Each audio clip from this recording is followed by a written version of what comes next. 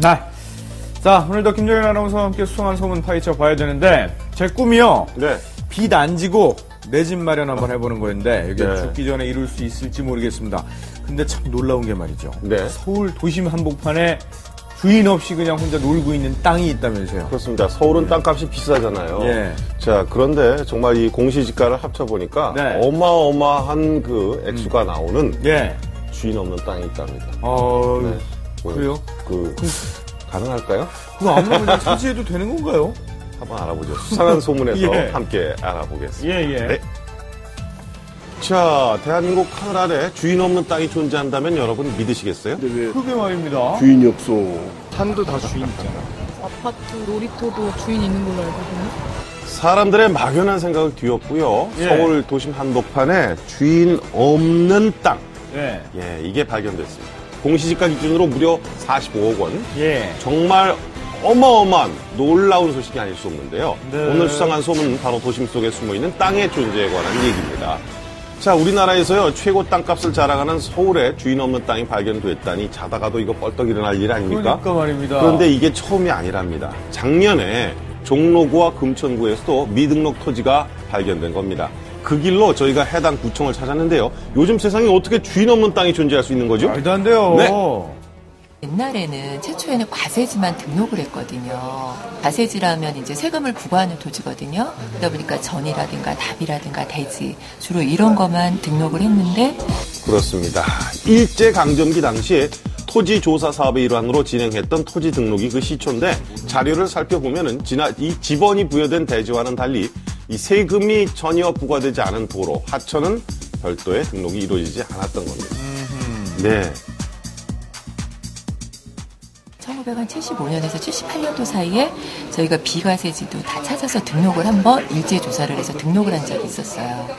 근데 그때 등록을 한 필지 중에서도 또 누락된 필지가 있어요. 최초 토지 등록을 한 지 60여 년 후에 재조사를 했는데요. 예. 그 중에도 누락된 토지가 발생을 했고요. 예. 오늘날 주인 없는 땅으로 그 모습을 저렇게 드러낸 겁니다. 있는 거네요, 그러니까 진짜로. 네. 경제력 가치로 한다면 저희가요 330억 정도. 330억. 무려 330억 원. 어머어머. 종로구 인근 토지와 비교해서 공시지가로 산정한 금액이 이 정도인데요. 어마어마하네요, 자, 정말. 그리하여 예. 이제야 존재를 드러낸 이 땅들. 먼저 종로구 인사동에 위치한 파란 면적만큼의 조 땅값, 저게 얼마 같습니까? 7,500만 원입니다. 아, 도로. 네, 주인 없는 예. 땅으로 확인된 종로구의 34개 필지 중에 가장 작은 면적을 자랑하는 요만큼 딱 190만 원.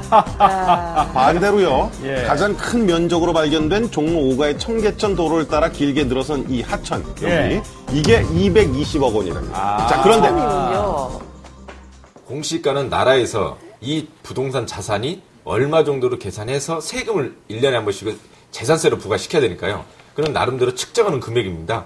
공시가는 시세보다는 저희가 한 30% 정도 이하거든요. 공시가로 한 40억 정도 된다 보면은 시가로는 약 120억, 130억 정도의 시세가 형성된 땅이라고 보시면 됩니다. 공시지가가 아닌 시세로 계산하면 금액은 천정부지로 치솟는다는 건데요. 그렇다면은 지금도 어디엔가 숨어있는 주인 없는 땅을 남들보다 내가 먼저 발견한다면 어떻게 될까요? 아유, 그러면은 뭐 난리 나죠. 아싸! 네, 저렇게 좋을까요? 제 땅이라고 말을 하죠. 그럼 내가 저 등기를 내야지 내 앞으로. 왜 땅이 생겼는데? 그럼 뭐. 그럼요. 다들 똑같은 저희도 생각이죠. 그런 마음이네요. 자, 생각만 해도 저렇게. 웃음이 나요.